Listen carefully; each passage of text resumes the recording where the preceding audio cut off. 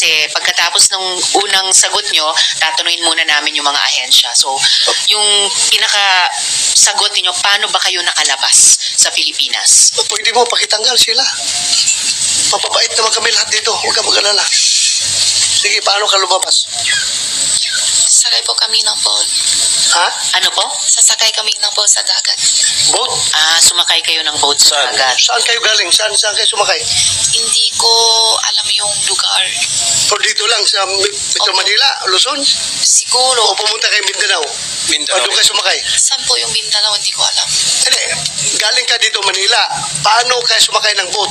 Sumakay muna kayo ng aeroplano o bus bago kayo sumakay ng boat? O Wala po. tell us the details.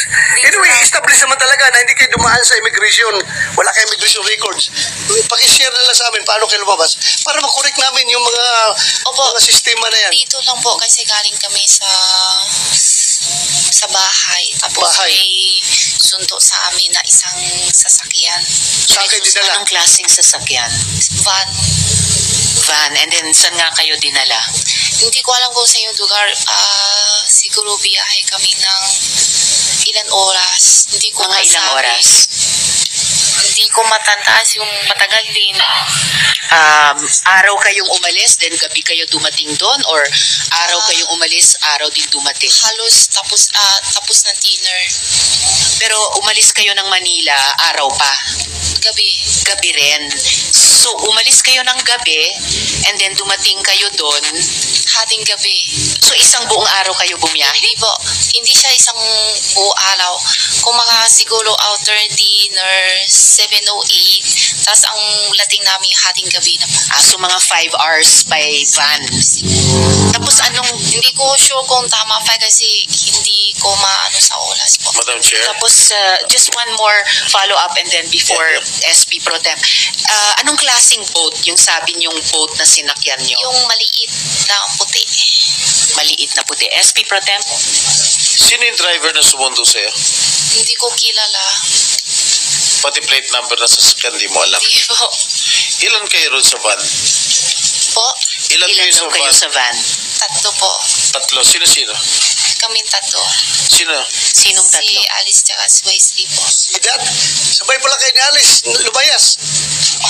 Sabay kayo ni Alice, lumayas dito sa Pilipinas. Opo. Oh. At yung pagbiyahe nyo ni na Alice para umalis sa Pilipinas na bumiyahe kayo mga 5 oras, dumating ba kayo sa Pangasinan? Hindi po. Alam ko Pangasinan hindi. Hindi Pangasinan ang inabot nyo. Kasi siya Manila, tapos lampas pa eh. Hindi ko alam yung lugar kasi Nagpas pa yung ng tabi sa... Pangasinan. Maybe Bataan? Hindi po. Papunta Manila po. Madam Sir, ilang oras kayo sa barko? Yung biyahe niyong barko? Diretso kayo Malaysia? Hindi po. Pilipinas? Saan? May palit. Ha?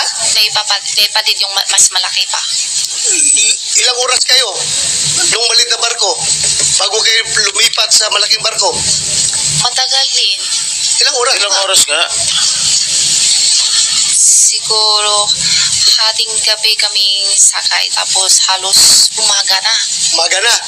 Tapos yung malaking barko, Pero hindi pa masyado kita yung... yung malaking barko ano siya?